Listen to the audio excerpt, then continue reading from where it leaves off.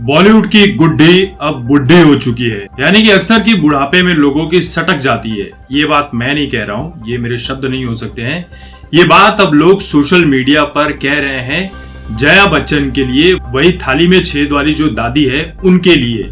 क्यों कह रहे हैं? क्योंकि जया बच्चन का एक वीडियो इस वक्त वायरल हो रहा है जिसमें उन्होंने वो हरकत की है जिसके लिए उन्हें सोशल मीडिया पर जबरदस्त तरीके से ट्रोल किया जा रहा है। तो बात ऐसी है कि जया बच्चन समाजवादी पार्टी से आती हैं, राज्यसभा की मेंबर हैं और टीएमसी को सपोर्ट करने, यानी जो कि ममता बनर्जी की पार्टी है, उसको वेस्ट बंगाल के इलेक्शन में सपोर्ट करने के लिए पहुंची थी। तो रथ पर सवार थी, रथ पर कैंपेनिंग कर रही थी, बहुत सारी भीड़ जमा है। इसी भीड़ में से एक शख्स निकल कर आता है और वो जया बच्चन के साथ सेल्फी लेने की कोशिश करता है। अब जया बच्चन ने जैसे ही देखा कि वो इंसान मेरे साथ सेल्फी लेने की कोशिश कर रहा है, तो जया बच्चन ने उसके मोबाइल को छीना और उसे धक्के दे दिया और वो इंसान बगल में गिर पड़ा। इस तरह के वीडियो वायरल हो रहे हैं, इस तरह की बातें सामने आ रही है। तो इसी चीज को लेकर जया बच्चन को ट्रोल किया जा रहा है। अब जब जया बच्चन को ट्रोल किया जाने लगा, तब जया बच्चन की टीम के जो मेंबर हैं उन्होंने एक ऐसी बात कही है जिसे सुनकर और भी हंसना आ रहा है। जया बच्चन की टीम के जो मेंबर हैं वो ये सफाई देते हुए नजर आ रहे हैं कि कोरोना चल रहा है, जिसके चलते उस शख्स ने मास्क नहीं लगाया था और वो जया बच्चन के करीब सेल्फी लेने की कोशिश कर रहा था। अब हैरानी वाली सबसे बड़ी बात यहाँ पर यही है कि हजारों लाखों की भीड़ है, उसमें आप कैंपेनिंग करने के लिए पहुंची हैं, चुनाव प्रचार कर रही हैं, तो वहां पर सीधी सी बात है, बहुत सारी भीड़ है। क्या उस भीड़ में कोरोना नहीं पहुंच रहा है? लेकिन जैसे ही वो शख्स सेल्फी लेने के लिए आपके पास आता है तो कोरोना का खतरा ज्यादा बढ़ जा रहा है। ये बात जरा लॉजिक के हिसाब से बैठती ही नहीं है।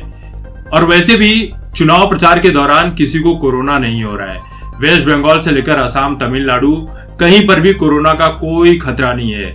कोरोना का खतरा सिर्फ वहीं पर है जहां पर इलेक्शन नहीं चल रहे हैं, वहीं पर कोरोना का सबसे ज्यादा डर दिखाया जा रहा है। तो जया बच्चन इस बात को लेकर ट्रोल हो रही है। अब कुछ दिन पहले मतलब कुछ साल पहले, जब जया बच्चन की बेटी जो है श्वेता, वो कॉफी विद करण में आई थी, तो इस सवाल को उठाया गया था। तो श्वेता बच्चन का ये कहना था कि उनकी जो माँ है वो क्लस्टेरोफोबिक नाम की एक बीमारी से पीड़ित है, यानी कि ये बीमारी ऐसी है जब बहुत ज्यादा भीड़ देखी जाती है तो वो डर जाती है, उनके पसीने छूटने लगते हैं और इसी दौरान अगर कोई कैमरा पर्सन फोटो खींचता है, जब उस फोटो का फ्लैश उनकी आंखों पर पड़ता है तो बहुत ज्यादा गुस्से से तमतमा जाती हैं।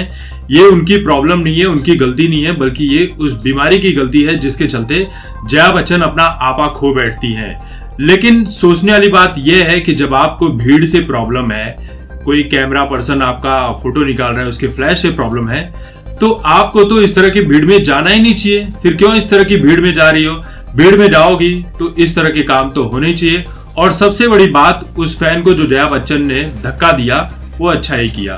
जब तुम्हें पता है भैया कि बॉलीवुड के जितने भी लोग हैं एक नंबर के घमंडी और नकचिढ़े लोग हैं, तो उनके साथ सेल्फी लेकर क्या साबित करना चाहते हो? तो धक्के दिए तो अच्छा ही किया, इसमें कोई बुरा काम नहीं किया।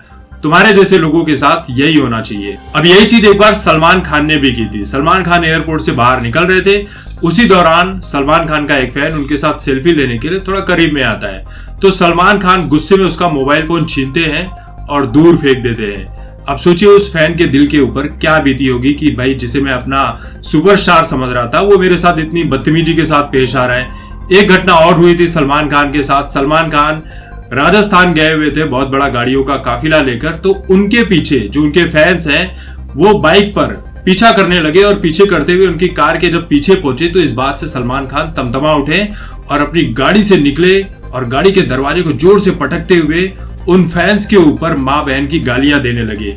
अब गालियां क्या दी है वो आप गूगल पर देख सकते हो। लेकिन बात यही है कि जो लोग अपने आप को इन सब सितारों का फैन समझते हैं, मानते हैं, उनके अंदर एक दिमाग होना चाहिए कि जब तुम्हें कोई इज्जत नहीं मिल रही है, भाव नहीं मिल रहा है, तो इनके पीछे पीछे क्यों कुत्तों की तरह भागते रहते हो? क्यों सेल्फी लेने के लिए मरे जा रहे हो?